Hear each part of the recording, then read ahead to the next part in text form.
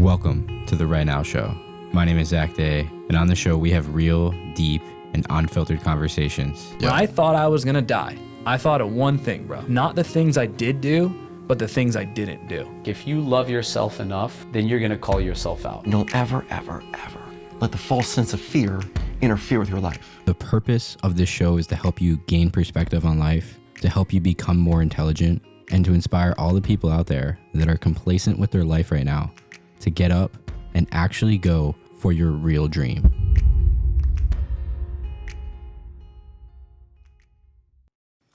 So me and you have been following Kilmer and Mike and all them since we were like 9. Real long time. Yeah, since like the Batter Up days. Since you were how old? Probably like 9. Yeah, we're 25 now. Maybe not that long. No, I want to say probably middle school age. Yeah, for like 12, 13. I mean, Batter Up was like 2012 maybe. Yeah, 2012, 2013. Yeah, we're 25 so a good quite a long 11 time, years man. ago. So when you were like middle school, probably. Yeah, we watch Touring's Boring. All the music videos. This is wild. It's been a crazy It's wild journey. to think about, and Yeah. I get reminded of it quite often these days because the girl I'm currently dating is 25. She's like a full decade younger than me. Nice. So like we always make jokes, or she makes jokes where it's like, she talks about being in middle school, and I was like, oh, I was touring the country, and I was living a whole separate adult life. How was that life back then? Like when you guys were just touring, going city to city. Like how was that experience? It was mayhem. It was chaos. I called it dark swirling chaos. Yeah. Yeah. There was. I love it. It was very much living in the moment and Sure. living kind of selfishly, but in a fun way. Yeah. Just being young.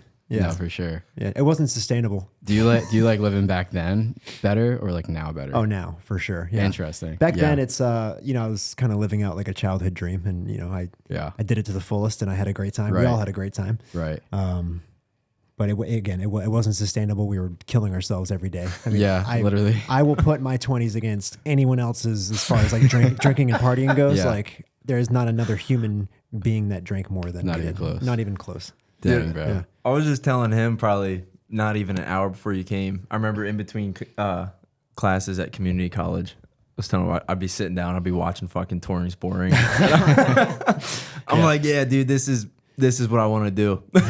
we had to retire those videos, just hang them up in the rafters, and they're off YouTube now for good. For sure. Yeah. So how did you and Mike meet originally? We both kind of had similar trajectories in the sense we started in the music industry sort of around the same time. I started a little earlier. I kind of started right out of college. Actually, I went to school right in Long Island, New York. So I was at Hofstra. And when I graduated, I went right to New York City and just like immediately was like, I'm going to work for myself. Nice. And it was a struggle in the beginning for sure. But I had worked my last 2 years at college kind of freelancing, working with musicians and stuff. So I had my foot in the door. Was it always filmmaking? No, it was very much split. It actually was more on the music side of things, more on like the music engineering and producing side of things. And do you still do that today? A lot less, but Interesting. When I find like the right artist that I like to work with, I will. Okay. But you did that for Mike? In the beginning, so like the way I met Mike is I was probably a year out of college. It was like 2011. I was living in New York City in like a 3-bedroom apartment with some friends. Yeah. My bedroom was like, I mean, New York City, like my bedroom was like a 10-foot by 10-foot box. My bed was on one side. My studio desk was on the other side. Right. And I would just like roll out of bed every day and just like send out emails, make beats, like find drum up business. Oh yeah. I was doing anything. I was like studio time for like $25 an hour, selling beats for like $100 a pop. Really like anything people needed, photo shoots, music. I mean, music videos eventually became more popular thing, but in the beginning I was just doing everything. Right. So with Mike, I like I mentioned, like the last 2 years of college, I worked with some artists that were like somewhat notable in the area, or at least in our like genre of music. And I used to follow the music blogs back in the day. One of the big ones was goodmusicallday.com, which my good friend Tim Weber ran. And I used to just like find new artists on there. And if I liked them, I'd reach out, send them an email. And one of the artists happened to be Mike. He had the song College Humor out. And I saw College Humor, saw College Humor. I saw the video. I was like, all right, like this guy's like my speed, like cut from the same cloth. Like I I did the whole fraternity thing in college, and had the whole like male camaraderie thing going. And he was obviously in the sports world. And he was a pitcher for Duke. So I saw that video. I'm like, all right, like this guy seems like a fun guy to work with. He seems like a cool dude. Yeah. So I reached out. I just kind of like told him who I was, and he had heard some of the artists that I'd worked with, sent him some beats, and then I think the third song he ever put out was on one of my beats. Crazy. But then, so like we made that third song together, and then we were kicking around ideas for the music video, and I was like, oh, I do music videos too. So he took a train down to New York from Rhode Island, and we shot the video. That was when I met him for the first time, and the rest is kind of history. What song was that? I think it was called "Can't Stop Me." I don't even think it's like. He took a lot. I've heard of it before. He took a lot of the old music down just because know Yeah. he's changed a lot over the years, and I'm sure some of the early stuff he didn't want on the internet anymore. But yeah, that was like the third song he ever put out, and then he had like a really wasn't lucky. He just kind of caught a really nice break based on his backstory of being D1 pitcher and the injury, and a lot of people being able to relate to it. Yeah, and he started touring like pretty quickly. Sure. So like probably, man, he was opening for like a very short time, maybe like 6 months. We did a handful of shows where he invited me out and I filmed the shows and stuff like that. He was the opener. And then after that, it was like immediately headlining tours around the country. Crazy, bro. Yeah, you're like the face like behind Mike. Like, I don't know. You think Mike would have blew up if like you weren't like kind of with him on that journey? Yeah, no, he would have. He's a star. Like, I see him and like he's doing exactly what he needs to be doing. True. And like and it's so authentic too. That's the most fun part about it is like in the beginning, he saw himself as an athlete, a pitcher, and it didn't work out. And his life steered him to be a musician. And I see him doing, and I've seen it for over a decade. And it's like, this is what he's supposed to be doing. For sure. He's exactly where he needs to be. So, he would. I think he may have like signed to a label if he never met you. Because you kind of replace some of those things that the labels It's do. hard to say, because I definitely, I always kind of referred to myself as like a creative facilitator, just because like I filled a lot of hats. Sure. I wore a lot of hats back then. Yeah. Where I was, recording a lot of his music, and I was shooting the videos, and I was going on tour, and I was just helping out with a lot of things. Yeah. A lot of artists definitely starting out like don't have that luxury of having someone to do all those things, and they have to kind of pay a lot of money for it, or it's just not even possible. So Definitely. So then they do end up signing deals. So it's hard to say. Yeah. Yeah, no, for sure. I want to dive into more your story, like before you even met Mike. Like, what was that journey like? Like, who were you? What path were you going down in life? Yeah, I'm one of those annoying people that knew exactly what they wanted to do at a young age. Sure. Like, fuck yeah, man. Starting at like 13, maybe 14 years old. Like I fell in love with music and film, like right off the bat. Yeah. And I was very fortunate enough. My parents stuck me in a private school in my town, and I hated it because I was just not that vibe at all. Yeah. I wanted, to be a rock star. Yeah. I had long hair, I had an afro, I wore aviators. Like, yeah, I saw you on playing guitar on one of Mike's concerts. Yeah. So that's a different story. But but starting out, like, right when I entered high school, 9th grade, fell in love with music, playing guitar, fell in love with we had a video art class in our school back when video equipment wasn't super accessible. So it was very uncommon, and I had a class where we just got to make like short films and videos and stuff and edit them and everything. I fucking fell in love with it immediately. Yeah. Like I bought a shitty camera, and like my friends and I would go off and make jackass videos and jump off of roofs and set shit on fire. And Sure. Sounds like you, man. Yeah, literally. Yeah. Yeah. So that's how it all started. And then throughout high school, I was like, I really kind of doubled down on all those things. Like anything academic, like 2.6 GPA, garbage. Dang. All the other stuff, like excelled, put all my time into it, loved it. Me and you both, man. So like growing up, I had like this young dream of like wanting to like live a rock star lifestyle. I was obsessed with rock stars when I was a kid. I loved classic rock. I loved reading the stories of, like Jimi Hendrix, Motley Crue, all that. I looked at that and I was like, I want that. Yeah. And it's funny, like looking forward, you talk about those times throughout my 20s, like we kind of lived that life, and I wasn't a traditional rock star in that sense, but I very much fell into that lifestyle for a very long time. Yeah. And then eventually I got to the point when you asked me, one do I like better, now or then? You fall into a point where you're like, well, that was kind of like a lifestyle that I wanted when I was 15. Yeah. But it's not necessarily what I want now. Right.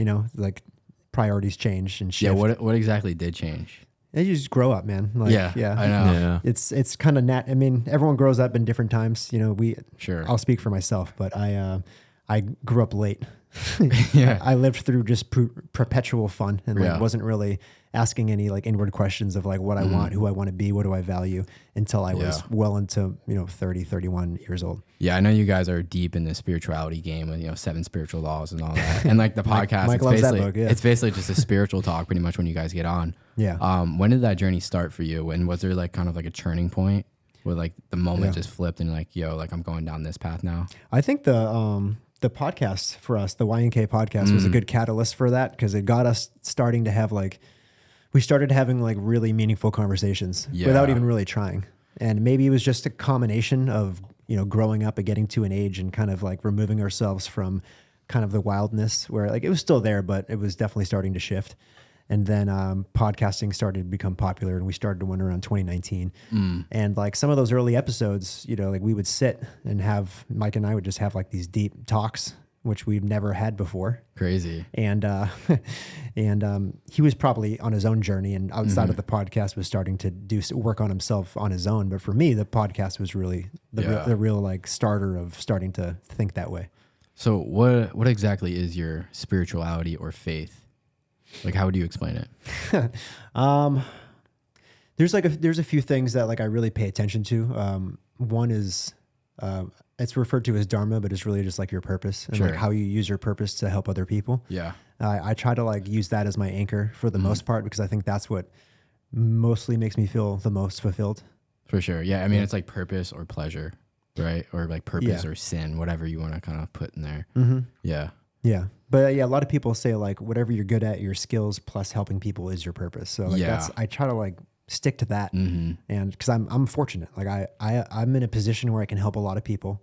Exactly. I can help a lot of artists. I can, the podcast we do, it reaches out to a lot of people and it seems to help a lot of people. So I'm in a position where I could use my skills to help other people. And I try not to lose sight of that when times get tough. Right. Yeah. Dude, I think it's safe to say, and you can butt in here if you want, but right around when you guys started the podcast, like 2019, obviously we were big fans already, and that's when we started to kind of tap in. And I think it's safe to say that inspired us as well to kind of go down our own paths. I mean, I've been going through my own thing for years, but he's really big into it now, and I think it's safe to say it's kind of when it all started. Because I mean, it was definitely a catalyst for sure. Yeah. Nice. I mean, before then we would talk about like meditation and stuff, and we're like, yeah, fuck that, like that's fucking weird, dude. And then you really sit down and like kind of growing up, kind of not, because we're still we have our moments, but don't we all? I think I think it was the first time it really allowed us to just kind of like look inward, and it's, I mean, there's never an end destination, No, it's a never ending journey. 100%. And you guys you're both Northeast guys. Yeah. Both from So it's like that mentality of the Northeast is very like non-spiritual in my mind. Like it's, you grow up thinking like, be tough, don't be a pussy. Like it's very confrontational and bro, we talk about it all the time. Yeah.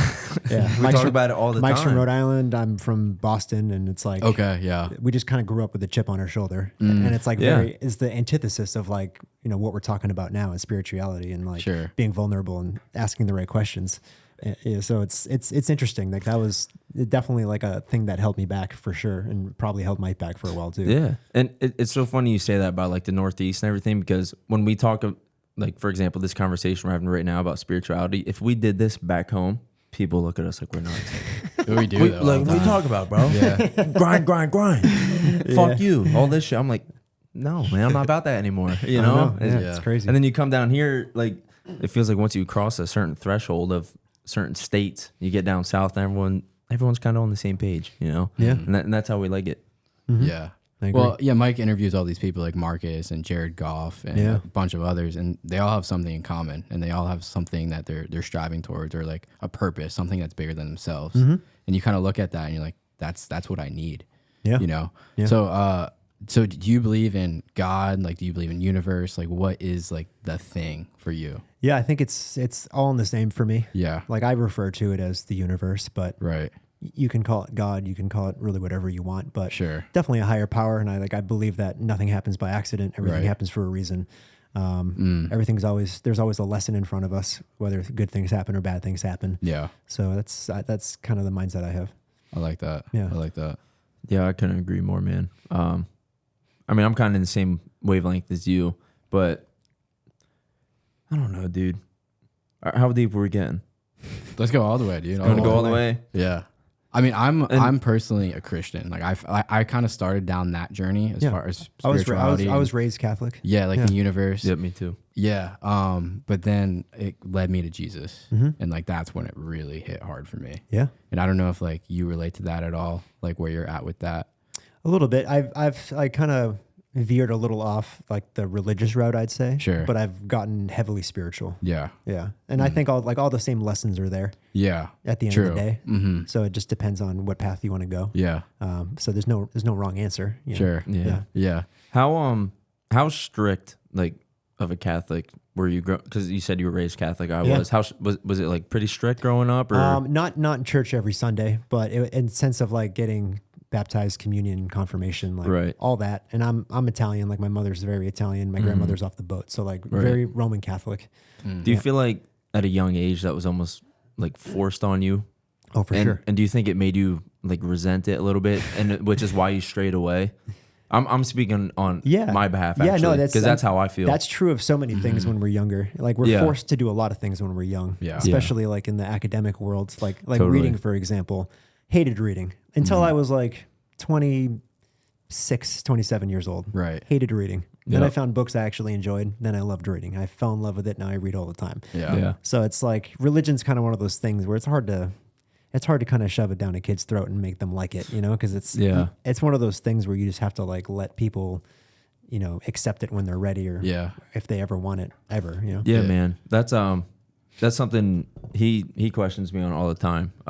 Where's your faith at? How's it going? Blah, blah, blah. Because I was raised like strict Catholic, like going what the hell was it called? It's called like CCD. I don't know what it stands for. CCD, yeah. I went to it too. Yep. And I hated every second of it. I was like, this is so like, why am I doing this? I'm 10. I don't understand any of it. I don't want to do it. I just want to go hang with the fellas and play games. Yep. And then as I got older, I would probably say for probably 4 or 5 years, I was atheist. Mm-hmm. And now I'm like slowly starting to come back. Yeah. Just part of growing up. But it's like, even when you ask me questions, I don't have the answers. Like, I just don't know, you know, just kind of feeling it out. And yeah, it's tough when you're younger because you say religion. I wouldn't say I'm religious, okay? Right? Because religion's like a set of rules that you have to abide by.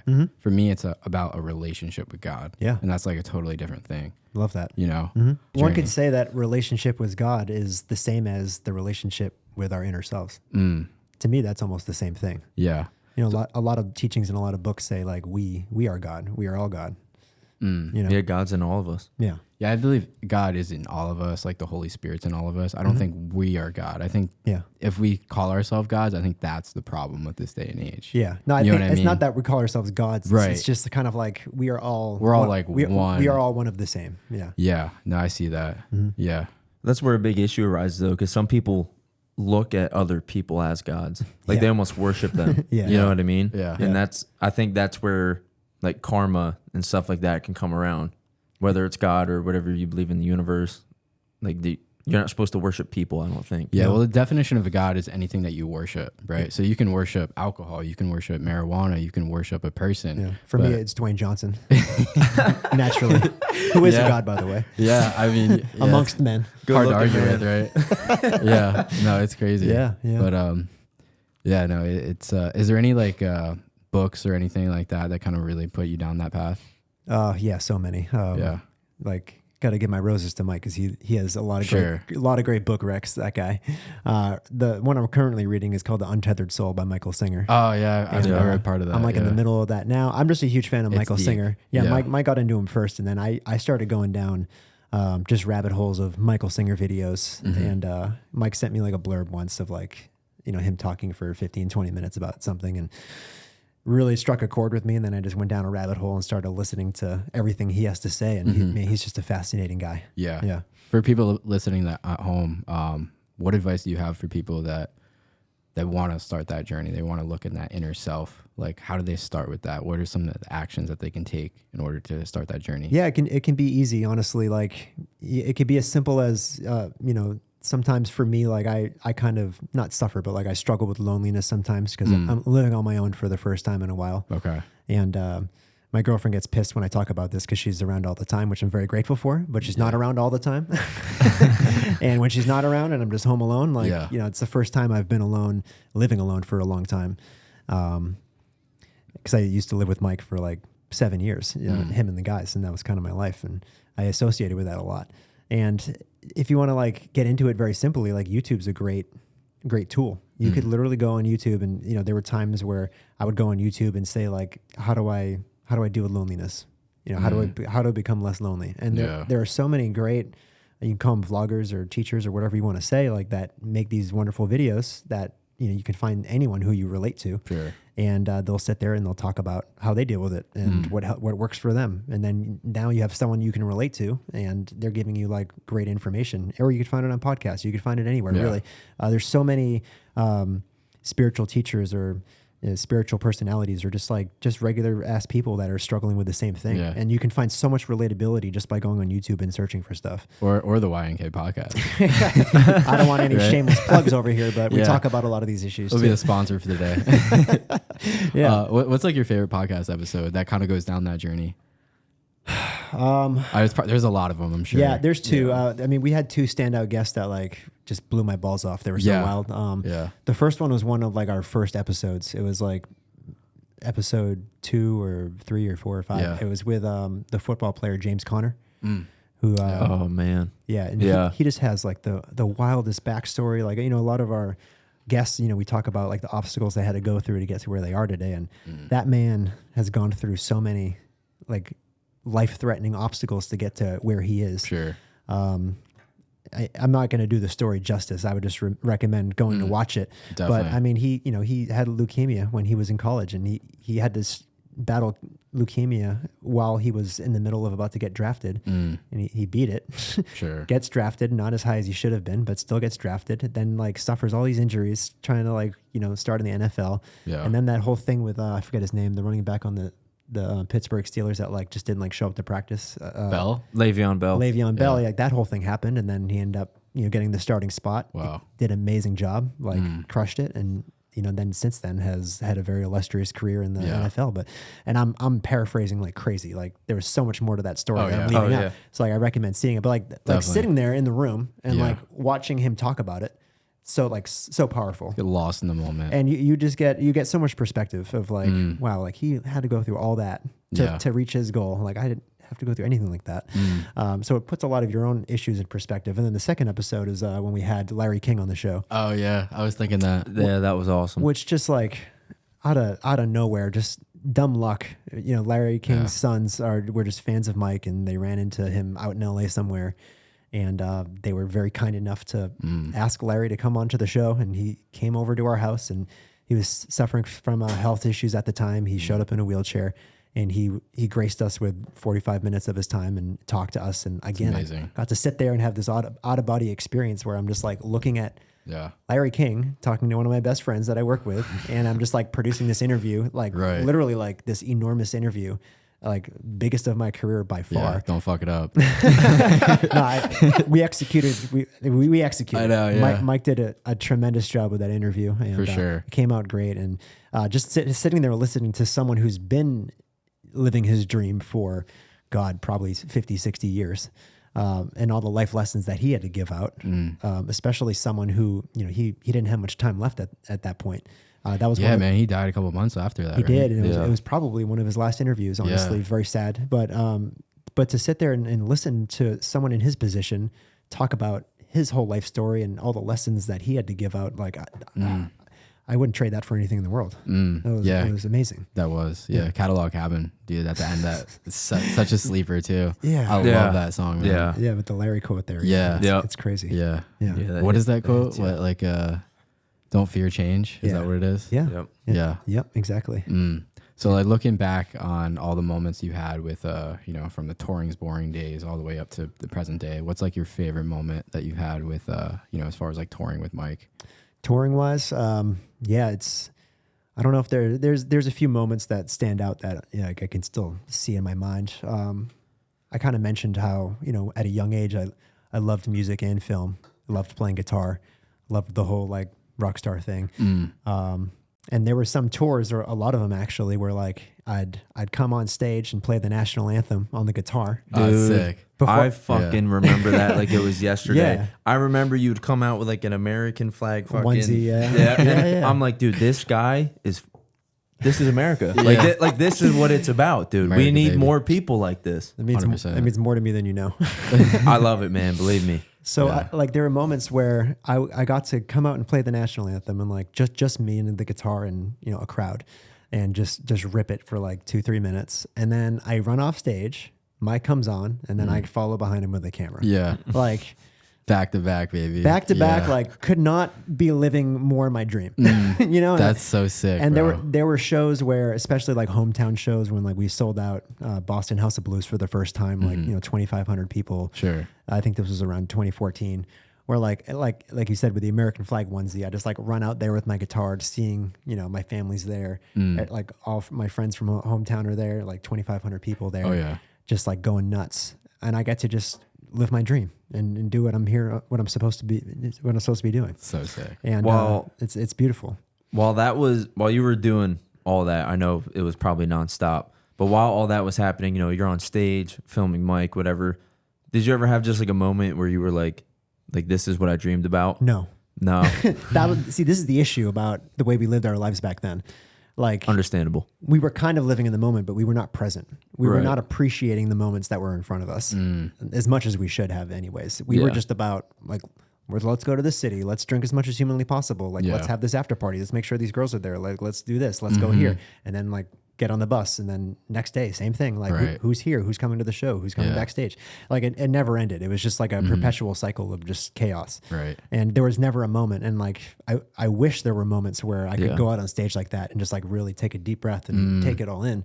But for me, like, I didn't live my life that way. And that was kind of the downside to it all. Yeah. I appreciate the honesty though, man, because I feel like a lot of people would kind of sugarcoat it. Honestly, I feel like they would. Yeah, Mike will tell you the exact same thing. Yeah. And that's what he loves about touring now is he barely drinks anymore, and he'll go out on stage and he'll like actually take it in and appreciate it. Yeah. And It's live definitely a in the whole moment. different vibe, but it's you wouldn't even be able to tell the difference though. Like in my opinion, because we've been to both sides of like a Mike show. Yeah. And they were both equally great. Oh no, we had a good time, and it's not like we were, in a way, like we sort of took it for granted, but not really. Like we weren't. It's not that we were taking it for granted. We just weren't appreciating it as much as we should have. You weren't living in the right now. Right? Exactly. Yeah. Exactly. Yeah. I mean, we call this podcast the Right Now Show. Yeah. Yeah. What does the present moment mean to you? Like, and how do you tap into that present moment?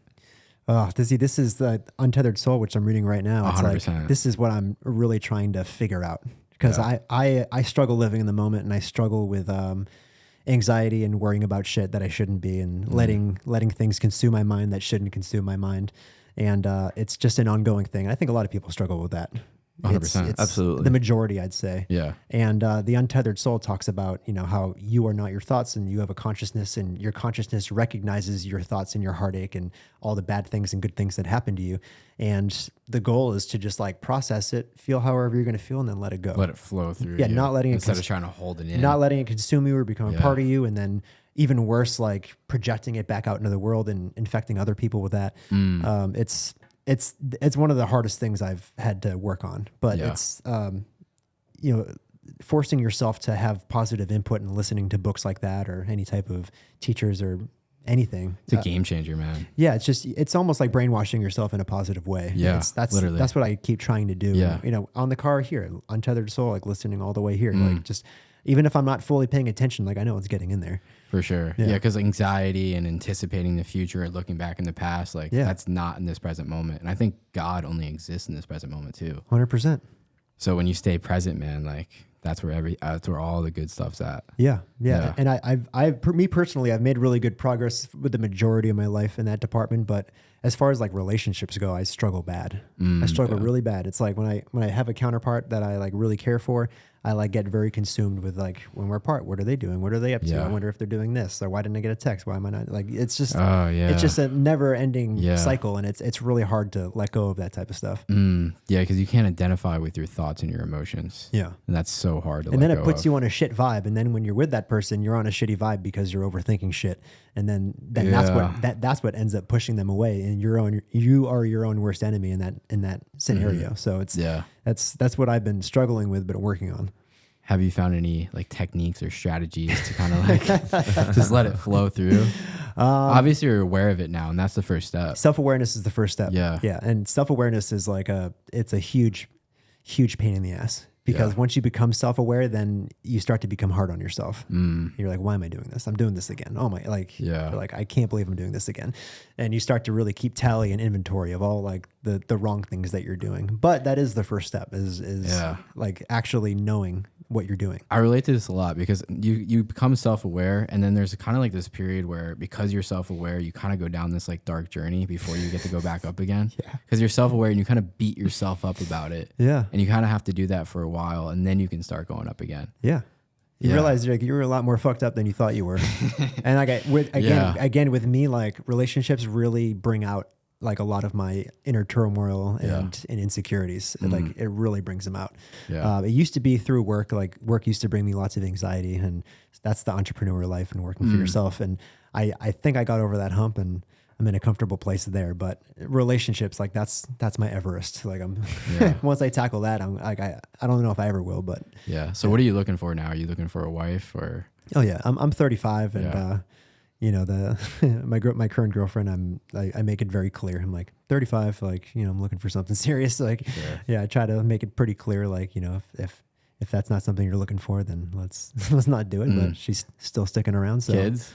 Oh yeah, I definitely want kids. Yeah. Nice. Yeah. Fuck yeah, man. So, I mean, you've done all these different things. I mean, you've toured the country. You've got to play on stage, make music videos. What's like the dream right now? My current dream? Yeah. It's going back to purpose, man. Like if you were to ask me 10 years ago, I would name all these accolades. Like, oh, I want to win a Grammy. I want to win an Academy Award. I want to work with this artist. I want to make this much money. I want to live in this house. Yeah. Now it's strictly making sure I continue to live my purpose and help other people. That's it. What's your purpose? My purpose is using my skill set, which to this day is I've been very helpful to artists, specifically independent artists. And I've found many ways to become useful to artists like that who like to, or who want to have a career similar to Mike's, where he doesn't sign to a label and does things on his own and becomes self-sufficient. Yeah. I can be very helpful to those type of people, because I look back and I've been in this industry now for almost 15 years, and I've got to work alongside, you know, one of the best artists ever, and not just watch, but participate and help, you know, achieve that goal of becoming very successful at an independent level. And a lot of artists see that, a lot of young artists see that now, and they're like, oh, I want that. Like, I want that independent success. Yeah. And I'm in a very unique position where I have that experience, 15 years plus experience of being alongside that journey. And now I can apply it to help other people. So that's definitely part of it. And I think the whole podcasting side of things is a whole another animal, where I think having these type of conversations, having these type of meaningful conversations, I think does a lot of good, not just for ourselves, but for the people listening as well. Yeah, because it's so real and authentic. I agree. And that's missing in this day and age. For sure. People are going on Instagram, they're trying to show off like their rented cars and Lamborghinis. But I'd say in the past 5 years, there's been kind of like a renaissance of, of authenticity and people having real conversations. You're so right. Yeah. There's been an uprise, and I feel like people are focusing on the negativity. You know? Yeah. You made a movie, right? I did, yeah, back in 2016. Do you have any hopes, aspirations, or are you currently doing another one? Anything in that realm? Yeah, I think it was 2018. Sorry. It was called like the Primrose. Yep. So I didn't know that. Yeah. So no, I pay attention. Yeah, a little backstory. 2017, like I didn't have a whole lot going on that year, and I talk about it a lot, but that was kind of like a tough year for me, because Mike was going through like that brand change of going from Mike Stud to Mike. We weren't touring a whole lot in, you know, the end of 2017 into 2018. Like we weren't touring a bunch. Not a lot of music videos being shot. The podcast didn't exist yet. Only Steve's didn't exist yet. Like, I just didn't have anything going on really. So I'm out in LA and I'm waking up every day and I'm like, I don't even know what I'm supposed to be doing. Talk about purpose. I had no idea what the fuck my purpose was. Yeah. So I was just like, you know what? Like, I went to school for filmmaking. I've always wanted to make a movie. I'm just going to write a script. Like, I don't know what the fuck I'm doing, but I'm just going to write it.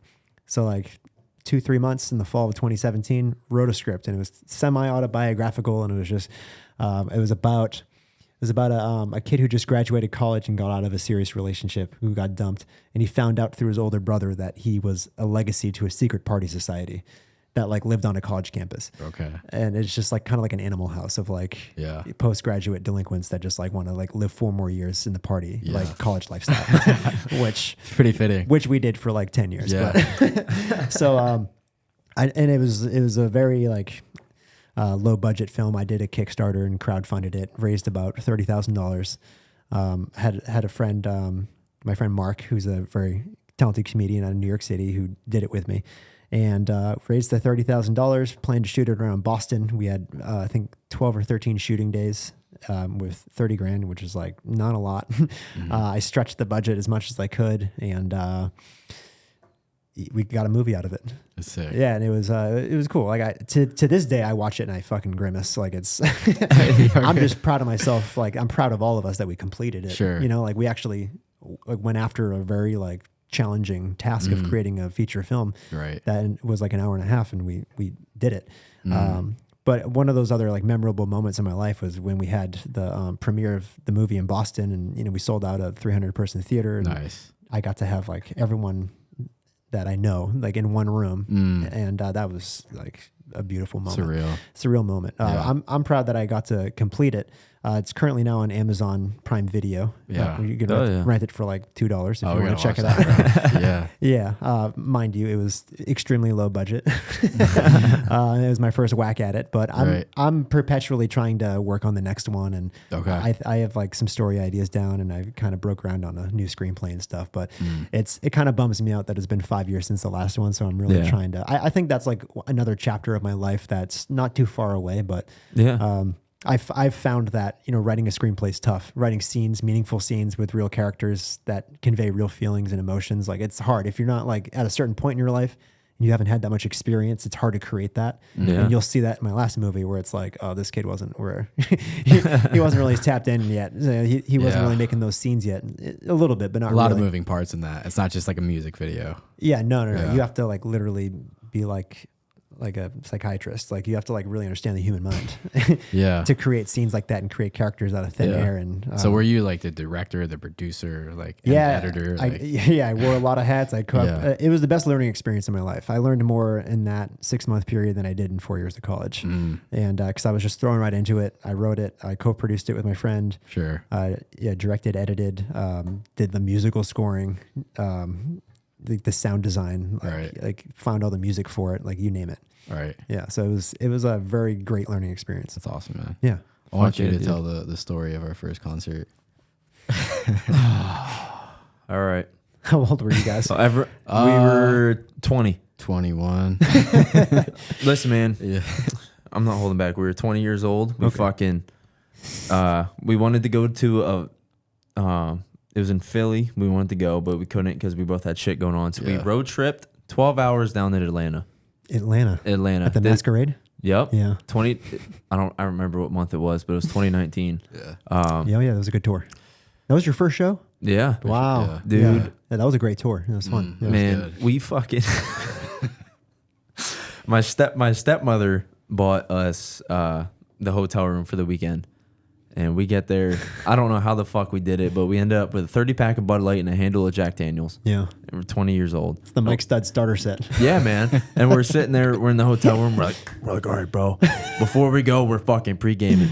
Yeah. Pre-gaming meant we were just fucking annihilated, dude. Yeah. And when we're leaving, we have 2 body armor bottles. Filling both up with a JD. Slugging it in the Uber on the way over. Yeah. We get there, we're just waiting in line because we had like the VIP, like the meet and greet or whatever it was at the time. Mm-hmm.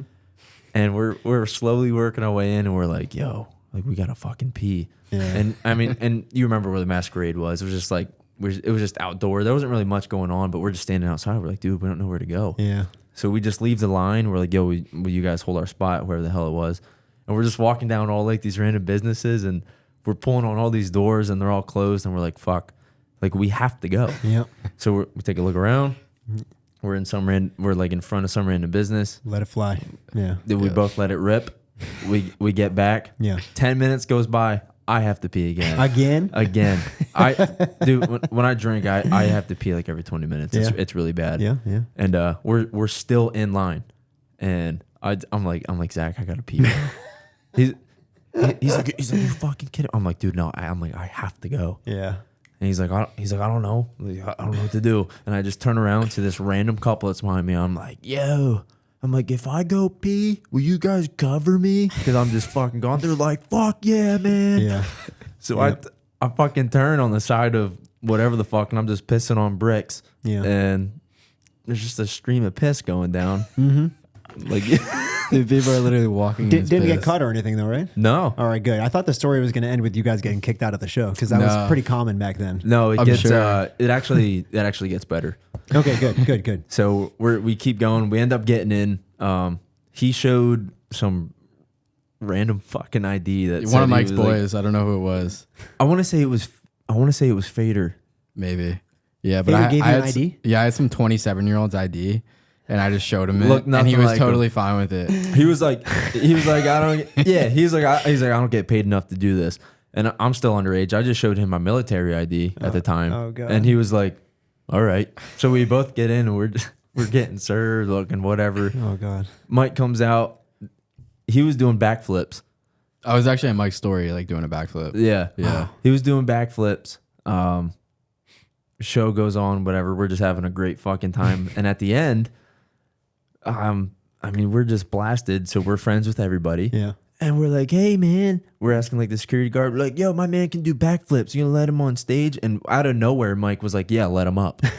So he gets on stage, hammered, Yeah.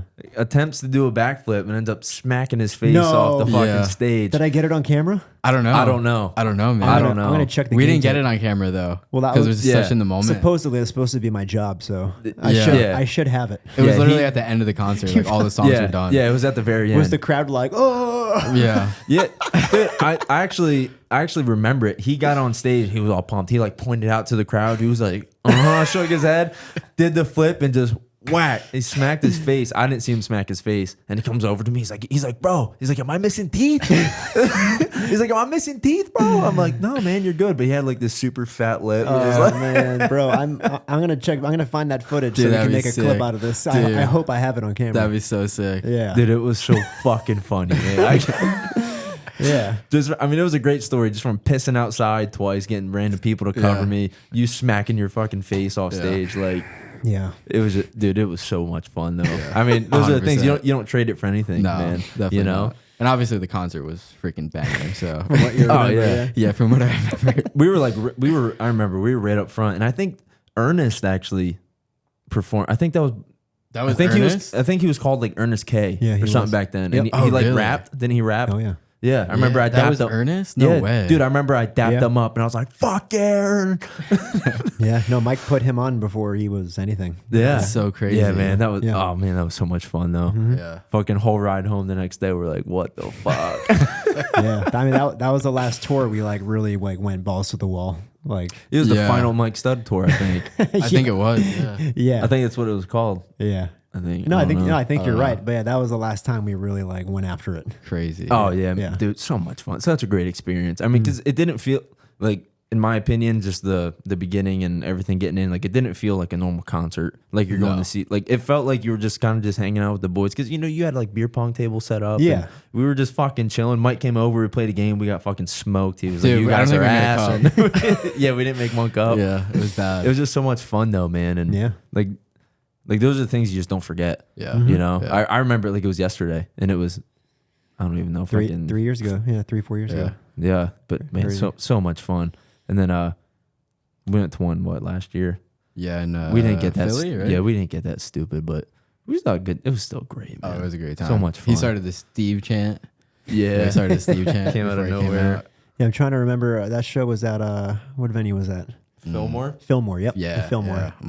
Yeah, that's been another pleasure is especially after 2019, we couldn't tour for 3 years because of COVID, 3 years. So not like Mike changing his name from Mike Stud to Mike, changing like his whole sound, putting out a new album, not touring for all that time, and then going back on the road and like wondering like who the fuck's gonna show up. Like we have no idea. Interesting, yeah. And then it ends up being our biggest tour ever, and you know we come back with our like.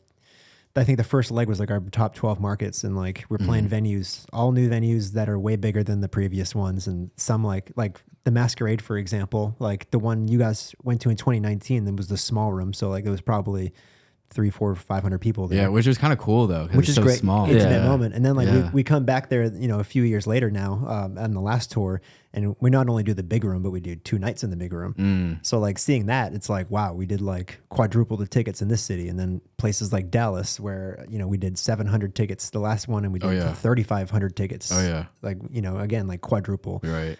We just go to all these markets and we're doing like 3, 4, 5 times the amount of people. It's like, and we don't even know if people are still going to come out, you know, like they used to. So that was like so sick to see. That's so awesome. And especially being present in those moments at that point of like really being like, wow, this is really great. Well, I think like in my personal opinion, I think in those years where you couldn't tour and, you know, you guys end up starting a podcast and everything, I feel like the fans like kind of grew up with you. You know what I mean? Yeah. I mean, I think that's probably how we felt. Well, point in case, like you guys saying you've been fans since middle school, right? And now we're sitting here as adults having an adult conversation. Man. Like that's surreal. That's amazing. Like like we did all grow up together. Yeah. It's like a huge fanboy moment. Yeah, for sure. No, we're all family, man. We're all dude. family. Steve's. Yeah. If we're out at a bar and someone says Steve, that's my family. Right. Yeah. We're here. I love it. Yeah. Question for you: what does Blue do? Blue's the glue. That's what we always say. That's fucking hilarious. He brings the intangibles. He wins pong games, bro. No, he brings the intangibles. Man. Stuff you can't teach. Yeah. I'll be right back, dude. I gotta piss. All right, we'll take a piss break. All right. I can't hold it anymore, dude. Yeah, get in there. Get in there. Oh man, it was fun. You need anything? No, I'm great. Okay, cool. If you come to Nashville and you are a podcaster or you are a YouTuber, you cannot get away from coming to this place. This is how Rogan started. Everything's set up for you. All you got to do is sit down and speak your mind. We gotta go over the fitness and diet routine, whatever, from the past couple of years. Because, like I said, the lifestyle that you lived, you're always in pretty good shape, dude. We kind of all were, honestly. No, it was actually it. When you look back on it, it's actually like really impressive. When you're taking down like 4,000 excess calories in beer a night, and you still just have like this 6-pack. Granted, there's certain things you can get away with when you're younger, but for sure, it still takes effort. Yeah, it was a mix of like good genetics, first of all. Especially like Mike and I like both come from good genetics, you know, like just like like my mother's 70 now, and like she still walks like 5 miles every morning and does like 2 workout classes after that every day. That's awesome. And like probably more in shape than I am, honestly. Like the most energy I've ever seen in another human being. Oh yeah. And like, yeah, both my parents are that way. They're just like very active, you know, for their age. And I think I was just blessed with good genetics in that sense. Also, I was being young, and it was about like off tour. We like really, well, me anyways, like I'll talk about myself. Like I was just really into the gym ever since I was 19 years old. Like it's been, you know, 3 to 5 days a week, every week since I was 19. Yep. Yeah. So it's just been a huge part of my life. Yeah. I understand. I started lifting when I was 13. Wow. I'm not going to talk about myself too much to give you a guess, but he could squat like 500 pounds when he was like 15. Oh my God. I put up, when I was 17, I put up 630 on the squat, and that's all I'm going to say. Humble brag. Yeah, I'm not going to brag, but it's out there on Facebook. You just got to scroll down. The link's below. Yeah, that's it, man. We'll pull it up right now. But no, I was always curious about that because, like I said, when I would watch Touring's Boring and shit, I'm like, dude, how are these guys not fat? Yeah. Like, I'm like, seriously. And then, you know, we got older and we did the same shit. Yeah. And we're like, all right, it makes sense. Yeah. Hey, don't get me wrong. Like we were out on the road for 5, 6, 7 weeks at a time. And like, we weren't hitting the gym. We weren't hitting the gym those 7 weeks. We're eating like shit. We're drinking like a fish, and it just all went to shit. But off the road, like I paid pretty close attention, and Mike is just like a natural born athlete, and he's like a natural brick shit house. So he's just like, he's one of those annoying people that's always in good shape too. So I noticed that when we met him at the meet and greet, he was like, at least to me, he was like abnormally broad. Yeah. Then like he's a big guy. Then he looks on camera. I was like, for sure. I was like, fuck, this guy's a house, dude. Biggest fucking shoulders in the world. Yeah. I was like the widest back. Yeah. I was like, what the fuck? I used to call him Trapzilla back in the day. Nice. Trapzilla. Yeah, like especially when he was like 2011, like just fresh off the baseball scene. Like the guy had traps up to his fucking ears. Like, It's fucking it's hilarious, unbelievable. dude. Yeah. I can't hear you, bro. My trap's in the way. And he makes me look like a fucking like little dude because like I'm just naturally a smaller guy. Like I weigh 160 pounds. I'm a small dude, and normal height 5'10". So and then you have this guy. He's like 6'2", like 230. Just yoked up. I can't be in pictures with the guy. It's ridiculous. Oh man, True. Yeah. That's funny as shit, man. What is Mike like off the camera? He's the same. The same. Exactly. These days, exactly the same. Yeah. Like I think always, honestly, like we were always authentically ourselves. Yeah. Like me personally, I might have hammed it up a little more for the camera just because like that's the type of guy I was back then. But these days, especially, like we are 100% authentic, whether it's on camera, on stage, off stage, anywhere. It's like we're always exactly the same. How would you describe his personality Today? Yeah. He's very like mentally free.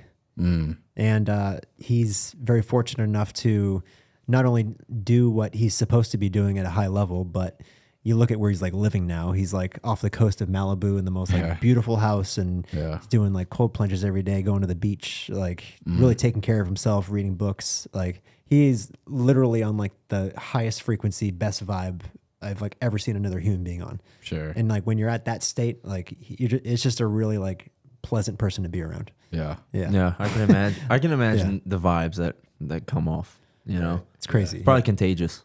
You know. Yeah. No, for sure. Yeah, he's on like a very peaceful vibe, and especially like with what he has going on. Like it's not just his music career. Like he's the most ambitious fucker I've ever met in my life. He's got the Stevenson Ranch. He's got all these side businesses, Chug Bud, Only Steve's, the podcast. Like it's literally nonstop, and he manages all of it. Like he of course he has people that helps him manage it, but like he is the CEO of all of those things. And it's no easy task to pay attention to all those things, especially these days with everything that happened within our business in the past year, with him having to like really pay attention to a lot of things. I don't know how he does it. And it's very, it's impressive. Yeah. Yeah. Wow. What is your role in those businesses? So I'm pretty much like, there's a lot of people that help with media, but I kind of manage a lot of the media, and that's the podcast. That's anything made for social media or running the social media. And then of course we have Only Steve's, which I help run with him, which is like our subscription-based model on our new platform Grouped. And then there's he doesn't have a manager. So like there's a lot of day-to-day work that I help out with that like we just don't have because he's not signed. There's no office doing stuff for him. So there's a lot of like tedious things that have to be done in the background, like getting songs ready for distribution, putting them out on the platforms, and making sure like there's album art and lyrics typed out, and like it's just like this laundry list of like little things that people don't think about that I kind of like. You're like almost like his branding guy. Sort of like a little bit. It's hard to describe what I do. Like I try to make sure my ego just takes a back seat, and whatever he needs, I just do it. You know, and it's always been that way. Sure. Yeah. Like a jack of all trades kind of guy. Yeah, sure. Yeah. You name it, I'll do it, man. Any type of facilitator. Like and especially like I think he likes having people on his team that have like a knack for learning, or like an ability for learning and adapting. So like, like if he asks me to do something and I say, well, I don't know how to do that, that's not good enough for him. It's like, figure it out, bro. If you just figure it out and then you do it, and then like you gain that respect, and then that's what makes you a part of the team. And like, that's what I've learned over the years. And that's like, you need people like that on your team who are like, are just ready to learn. Yeah. It really is that simple. Like just figure it out. Yeah. Especially nowadays, dude. Like when you brought up about, like just YouTube. Yeah, like just learn anything. Just how to fucking, I don't know, how to market. I don't like anything. You know what I looked up on YouTube the other day? because I'm a giant moron. Which you know, like how those Pillsbury cinnamon buns like come in like that tube. Yeah. How to open it? Yeah. So like, I haven't opened one of those things in like 20 years, and I'm sitting there in my kitchen, and I'm just like banging it against shit. I'm like, how the fuck do you open this thing? Sure enough, YouTube. How do you open a Pillsbury? And there's some like woman, like this like idiot woman, not to shit on her, but Oh my God.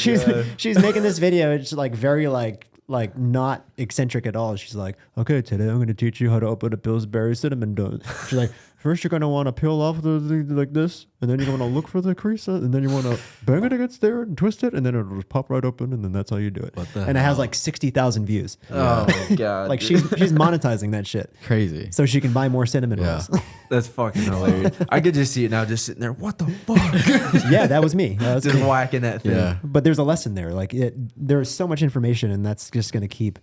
I mean, we're on like the edge of a renaissance right now of information. Where like there's going to be chips in our head one day. Where like we're just going to know everything. Right now, it's it's in our phones. I actually just saw that, man. Like we have Elon everything Musk. right here. Elon Musk just did. He just put the first Starlink thing in someone's head. Yeah, Like I don't know what I week think ago, about maybe. that though. I I would know. never do that. I know. Yeah. I've seen some tests online of like people being able to like type stuff out, but just by thinking it. Monkeys. Yeah, I've seen monkeys do it. Oh, monkeys? Yeah. Really? Yeah. So like I've seen it like people testing it on, I don't know, I think I saw it on TikTok or something, but like it was just like a guy like with a computer there, and he's just like looking at the screen and it's just like typing out his thought. That is fucked. I don't know, dude. man. It's crazy. Would you I ever don't put a want chip in your my- head? I say no. I Yeah. say no, but I mean it's circumstantial, right? Like what if you can't exist in the world without it? Like what if the whole like our way of life depends on it? Like then it's tough. Then what are you gonna do? I don't know. Yeah, you would have to be seriously like self-reliant. Yeah. I mean, like you would have to have serious skills if you're if we're alive for when the world gets to that point. Yeah. You know. Yeah, I mean, phones honestly aren't that much different. I mean, we have the ability to separate ourselves from it, even though they're highly addictive, and we don't separate ourselves from it. Yeah. But I mean, people can track us just as easily with our phones as they would with a chip on our head. You know. No, absolutely. True. Yeah. No. The chip's just very permanent. It's Exactly. It's very permanent. A little bit. Yeah. Oh, definitely. Yeah. So me and Drew have a favorite song right now. It's Sun Falls, right? Oh yeah. Yeah. Yeah. We have a lyric that we want to kind of run by. Oh, bro. You guys only Steve's do you members know it? here? Yeah. Yeah. All right. Yeah. Right on, dude. Fuck Yeah, it. shout out to Only Steve's. Yeah. Thanks, dude. Absolutely. This was your idea, bro. Yeah. Leave me out of it. Dab a dang, but a dirty and a fanda. What does that mean? Say that one more time. Dab a dang, but a dirty and a fanda. It's in Sun Falls. I feel like it's kind of just a are you mumble. positive that's what the lyric is? I'm not positive. Actually, because we don't have lyrics. I have it right here. I have Yeah. approved the lyric because this is part of my job. Is I have to like. It's like our favorite line, bro. Like when that line comes on, we scream Is it. this But like, yeah, no, play it. Oh, I got it right here. Yeah, no, I got it. Oh, you got it? I got it right here. all right. Okay, I still don't know what this means, but he's saying Dapper Dan, but there's dirty in the Fanta. Yeah. What does that mean? I have no idea. Who's Dapper Dan? And why is the Fanta dirty? Anyway. Since we're on the Only Steve's topic, how did that whole concept of Only Steve's come about? This was another thing that I think it might have been a little before quarantine, but like we really put the gas on it during quarantine just because there wasn't a lot going on. We couldn't do a lot of stuff and tour or anything. So it was kind of just like perfect timing where like I think Mike had like the initial idea for it. Yeah. No other musicians were doing that type of subscription-based community model. And it was kind of popular in like the podcasting world on like Patreon, but Yeah. that's about it. And there was a company that reached out to us actually around the same time. Bravo? Yeah, Bravo, which was then Famigo. And we built on their platform for about 2 years, kind of using that business model. And then we got to a position where we kind of wanted to start our own platform because we were at the phase where, Mike was the biggest artist using this platform. And it was we had the business model, like we had the proof of concept. We did it for 2 years. Yeah. We knew exactly how to, monetize as a independent artist, how to monetize your top fans and create like a really meaningful community.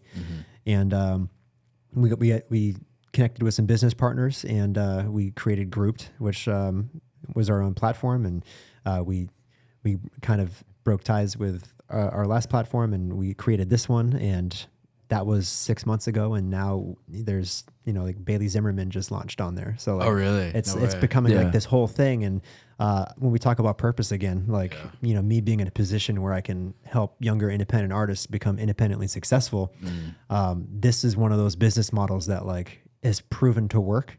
And it's become one of Mike's biggest revenue streams over the past 3 years. Oh, wow. Yeah. Even including like music, like on Spotify and DSPs and stuff like that. It's proven to be like almost as big as that, if not bigger.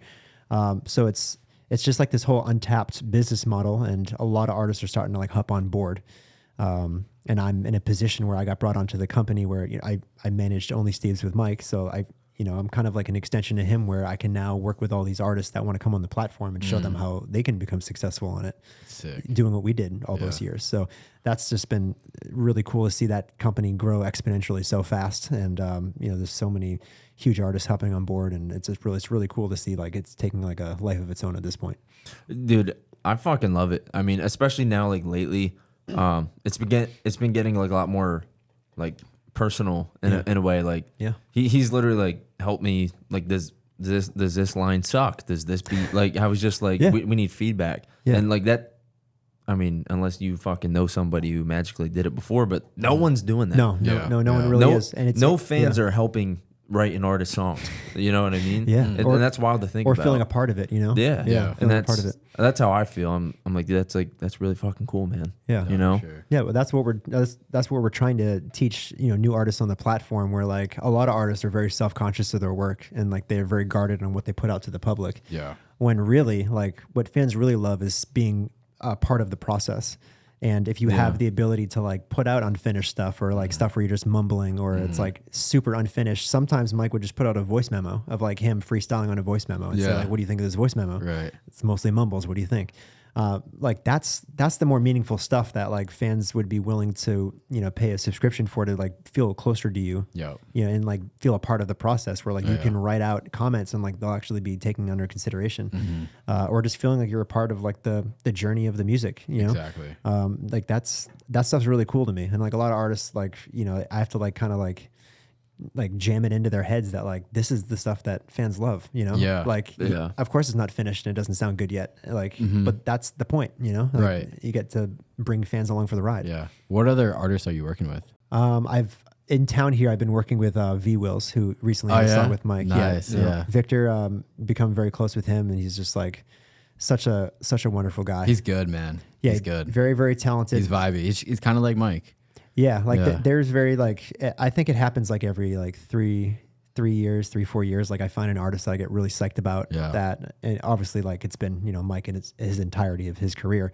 But then along the way, like there have been some artists where like I come across and I'm just like, man, like there's something really special about them. Just their ability to create music, and like just the talent they have, and their work ethic and stuff like that. So I want to say like around 2019, there was this artist 44 Phantom that I came across when he was 17 or 18 years old, and he was living in Washington State, I think, and he was working in like a supermarket. And he flew out a bunch, over the years of 2019 and 2020, and like he came out to LA, and he worked out of our studio, and we made a lot of music together, and put his first EP together, and then he eventually went on to sign a record deal with Columbia, and he had a very great career, and he's still doing it. And so like he was one person I was really psyched to work with. And then now here in town, since I moved here, V Wills, I've gotten to work with him a bunch, and it initially started with him coming over and podcasting with me. And he really looks up to Mike, and he likes Sick. Mike's music a lot, and wants a career kind of similar to his. So like I was saying, when young artists look up to Mike and saying I want that career, like it's pretty logical to like for me to kind of come on board and help out, because it's like I've got to see the journey and see how it works, and I could really add value there. So it's been great, connecting with him and being able to help out with his stuff. And he, just one of the most talented songwriters I've ever seen. Like he's one of those guys that can just go in and make a song in 40 minutes, and it's really wild. And he's young. I think he's 26. Nice. Yeah, and it's going to be fun watching his journey, because I mean, obviously he still has a long way to go as both a musician and a human, but just his like raw talent is just very impressive. Yeah. Yeah. Now, Is Mike like signing artists? I know he kind of signed Skis. Is he going to be signing artists and then they're going to go on tour with him? Is that how it's working? I don't know. Like there was a brief stint like that with Skis. But I don't know if he wants to continue doing that. I mean, he just has so much going on and more stress, right? I think it'd be an awesome thing to do. Maybe once he slows down with like the music making and stuff. Like I always want, like I think I've spoken to him about it a little, because like it's something like I would really be interested in too. But I think like our involvement in this company groups is kind of like facilitating that in a way. Yeah. Because like we're a part of the platform, and in a way, like it's sort of like signing artists, but not really. Like like we own a piece of the company, so it's like if we bring artists on the platform and we help them succeed on there, it's almost like the same thing. It's just like a little more like pitch and hold to like just that. Yeah. But it's not necessarily their whole career. But I think it's a good first step. Yeah, Skis was dope. How did he come on board? Skis, I think we just met from him coming out to our parties in LA. Oh, really? Yeah, like we would throw. He's such a likable guy. He is. He's a very likable guy. Very social. Has a lot of friends. Like funny story when we were on our last tour. I think Atlanta might have been our first show that tour on our last tour, and like I think it was after our first show, we're like a little hungover, and Skis and I are walking to like Chick-fil-A or something, trying to get something to eat, and we're just like not feeling great, and I think it was right after. I don't remember. Anyways, we were walking down the street and he gets a phone call and it's a FaceTime from Travis Kelce. What the fuck? And I'm like, what the fuck? No way. He answers it and Travis is like, yo, Skis, last night was fucking crazy, dude. No I'm like, what the hell were you doing last night? But like, yeah, stuff like that. You're just like, he's just like he's a character. And he used to just come out when he was living in LA. He used to just come out to our parties and stuff. And he's just a fun guy to be around, and really beautiful voice. He does. Yeah. Yeah. Great singer. Around You is one of my favorites, bro. Yeah. So, oh man. We had known him for definitely a long time. Like, yeah. I got a picture with him, man. You did, yeah. He's not wearing a shirt, but it's a blurry picture. He doesn't. Yeah. He still doesn't wear shirts. Fun fact about him: he doesn't wear shoes either. He only wears sandals. Good for him. No one can find him wearing shoes. I saw him wear shoes in a picture once when he had to at a golf course because he likes to golf. Right. And he was forced to wear shoes, and like that's the only sighting of him wearing shoes. But yeah, back in the day when we lived at the ranch in LA, like some legendary parties up there. He's an athletic guy too. Like he can throw pretty well, right? Self-proclaimed, but he's like very above average in pretty much every sport. Which is interesting. Yeah, like, he that's just went funny as shit. But he'll be the first one to talk himself up like way more. Like, he'll say he's way better than he actually is. But he is. I'll give him his credit. He is good at sports. Right. Yeah. Yeah. I don't know what you're allowed to disclose, but like what's coming up with Mike as far as when is he releasing his new album? When is he going on tour? Is there anything you can disclose? I think he spoke on it on a recent Instagram post. Yeah. So I think he mentioned that the album is going to come sometime in April. And leading up to that, starting pretty much March 1st, there's going to be a record every week. So like every Friday, he's going to put out a single. The album's going to have over 30 songs, probably like around 35. Crazy. Holy fuck. I know. Yeah. We're working on it. And it's crazy to think that The Highs came out 3 years ago, which is very wild. Like by the time this album comes out, it'll be almost 3 full years. Wow. So like huge body of work. Is it all gonna be like lows though, or is there kind of be like a mix? Because even The Highs was kind of a mix too, like Bar Hoppin'. Yeah, it's kind of a bag song. Probably how you interpret it. Well, yeah. When you think lows, like I don't think they're not gonna be depressing songs. You know, I think he said that. The music's going to be lean a little more like on like the urban side, like more like beats and like, just like a little like swaggier, a little bouncier, like, like there's some pretty hard beats on there for sure. Yeah. But like the messages are not dark at all. Okay. A lot of it is like him and self-discovery and more about navigating out of the lows versus being in them. Sure. Yeah. Sure. Nice, bro. Yeah. How about touring? And then touring, it's we're going to tour off the album, and I think he wants to change the way we tour because going on the road for 6 weeks at a time is like just not great on our bodies like it used to be. So I think he's going to do like a city every weekend type of thing. Okay. And we'll do like a takeover in the city and do like SR pop up and maybe a live podcast, which I'm trying to get him to start doing, which I think would be great. Because it's that surprisingly live podcasts are very popular and more people show up those shows than like I think they would. You know what I mean? Like Really? you see you see some bigger podcasts like sell out like 2,000 person theaters, and you're like, oh shit, like this many people want to like go. How does that work? Does the audience get to collaborate with that? Like, did they ask questions? It's literally whatever you want it to be, but yeah, a lot of them like it's pretty collaborative with the audience, and like audiences will ask questions or come on stage, or you'll have special guests, and it'll be like, but mostly it'll just be talking on stage, and like it's pretty simple concept, like no stage production. And, like, I think we'd be surprised how many people would actually show up to something like that. So I think it'd be fun to like go to a city for a weekend and like present this whole thing of like all these activities you can do outside of the show, and just going there for 2 days and then going back home. Yeah, it's so easy. You just show up and talk. Yeah. Like just be you. Yeah. So we'll tour, and we're gonna do less cities, bigger shows. So I'm excited for that. Nice. You know, so probably be like, I think he said like mid-summer into late summer, just every weekend. Yeah. Dude, we'll fucking be there, man. Yeah. You know it. Yeah. We're, at least I'll fucking be there. Yeah. I'm not gonna miss it. I know, like you just said, it's been almost 3 full years since the Highs came out. Yeah. I know there's definitely been some road bumps along the way. You and Mike have talked about it openly. Yeah. We don't have to get too deep into it, but just like how, just you personally on your side, how surprised or not surprised were you about the whole Foley incident? Yeah, I remember when Mike called me about it before I even knew, and he told me, he's like, something really bad happened with someone did something really bad in our team, and he's like, it'll surprise you, but you won't be surprised.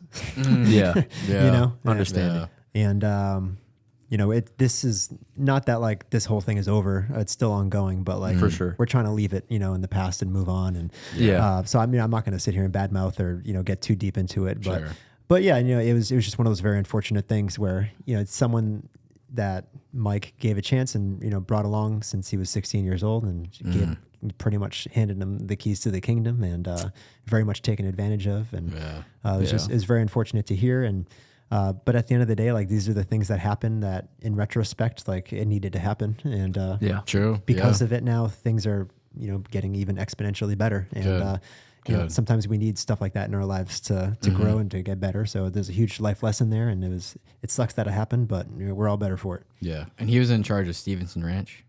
Among other things, but yeah, pretty much all the merch. All the merch. Yeah. Wow. Yep. Yeah, that's crazy, man. Yeah. Is there anything like upcoming with the merch stuff? Obviously, it's super cool. Obviously, Steven Ranch is like, I don't know. It's got this like crazy vibe to it. Yeah. No, it's really cool now. Just now that like things are actually being run properly. Yeah. We brought a new guy on board. His name's Stags. He moved out here a few months ago, so he's a good friend of mine out here. And the lead designer, who just a crazy story, but like basically this kid used to be the ghost designer of Stevenson Ranch, and Foley would take all the credit and not give him any recognition or pay him or anything.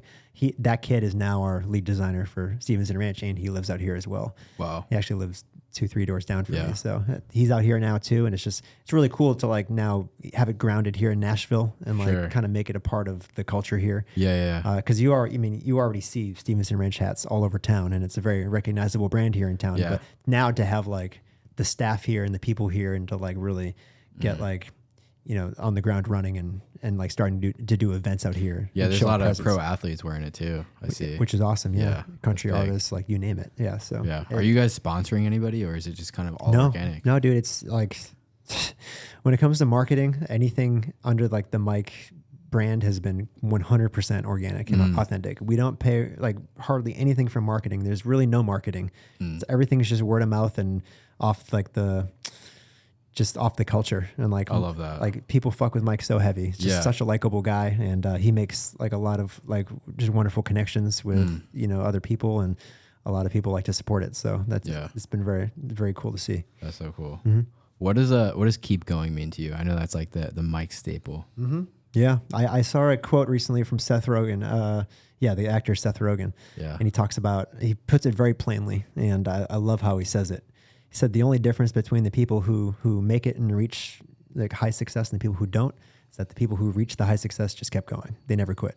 It's literally the only factor. That's the only difference, is to keep going. Right. That's it. There's literally no other factor that can differentiate the people who make it, the people who don't, the people who quit. It's literally just the ones who keep going. Exactly. Yeah. Yeah. Our logo has a mountain in it, and like I always kind of, I don't know if I said this to you before, but like the mountain of life, it doesn't have an end. No. You know what I mean? It just keeps going up no matter, I mean, there's going to be some valleys in there, but at the end of the day, it just keeps going up. Yeah. And that's kind of like the concept I get, like just keep going no matter what. Yeah. But also there's another quote from Papa Steve where he said, "Don't lose your happiness on the pursuit for more." Ah, that's such a good quote. Yeah. Which almost like not contradicts, but it's almost another thing that coincides with keep going, because some people, they don't know when enough is enough and they keep chasing more and more and more and more and more. So in that essence, the definition to keep going, not necessarily the right definition. You know? Yeah. It's because you also like, you don't want to just always be chasing something and not be present in the moment. So yeah, there's a lot of conflicting ideologies here. Yeah. Success without fulfillment is the ultimate failure. There you go. That's a great quote. Yeah. Yeah. Exactly. Mm-hmm. You got anything else you want to hit? No, I just remember when we were picking out the podcast logo. Yeah. You're like, yo, what do you think of these? And for whatever reason, the mountain just resonated. Yeah. I don't know why. Yeah. Like there's really never, just like when we were picking out the name, there's just like a list of 5 names. We're just like, yeah, right now. Yeah. Well, all right, but why? I don't know. It just feels right, man. Yeah. Intuition, man. Yeah, and then a couple years later, here we are. I don't even know how the fuck we got here. I think I brought up like jokingly, like, yeah, man, like I want to do a podcast one day when I was like 19, and then we did it. Good. Like 3 years later. Good. We're like, all right, fuck it. We're just going to do it. I'll never forget that first one we shot in your fucking apartment, bro. It was so bad. Yeah, but that's every like our first podcast. It was like super like it's We no couldn't production, shot on iPhones. Yeah. Yeah, we couldn't even speak. We looked at each other, looked at the camera, and just started fucking laughing. Like, what do we do? Yeah. I don't know. Exactly, man. And here we are. It's like I said earlier, it's like a fanboy moment. Yeah. Oh, For man, sure. it's great dude. to be. How long have you guys, like, how many episodes deep are you? Probably like 50 or so. 50. Yeah, Yeah. that's incredible. Yeah, Congratulations. Yeah, I appreciate Thanks, it. man. I Yeah. appreciate that. Yeah, talk about Yeah, keep bro. going. Like that's Exactly. This is one of those things where like making a podcast isn't easy, you know, like between the cameras and the audio and putting the episodes together and making the social clips, like it's a lot of work. For You know? sure. And I can't even imagine because like I don't. Like honestly, I'm technologically, I'm like fuck. I have no idea what I'm doing. I barely know how to use an iPhone. Like he had to teach me how to AirDrop. Yeah. And so like full credit. Yeah. He does everything else, but yeah, I remember, dude. He had the one camera at the time. He had like those little cheap mics, and it was just like, all right, we're just gonna fucking send it and see what happens. Yeah. You know, amazing. Exactly, bro. and I think that's just kind of, how we just keep doing things. Exactly. Just fucking send it, dude. For sure. Yeah, no, definitely. What else are you gonna do? Yeah. Is there anything you want to shout out as far as your brands or like how people can find you? Yeah, probably just most active on Instagram, just at Jon Kilmer, but yeah, that's pretty much it. Nice, bro. Yeah. Sweet, bro. Well, it's been real. Yeah, dude. It's been a real pleasure having you here. Yeah, man. Thanks. And can't say it enough, man. Big fanboy moment. This still doesn't feel real. Probably won't until I watch it over, but I really appreciate you taking time out of your day. And I know you probably have a bunch of other shit going on, but I really appreciate you coming out here, Iron man. Paradise. I'm going right after this. Fuck yeah. Hell dude. yeah, bro. Jack and Iron. That's on my agenda today. But no, thanks for having me. And Yeah, man. I mean, dude, I live 15 minutes away, so Sure. happy to come through anytime. Awesome, man. Yeah, Sweet. I love this shit. Pleasure, man. Yeah. Pleasure. All right, man. Cool. Thanks for having me. All right. Keep going, guys. All right.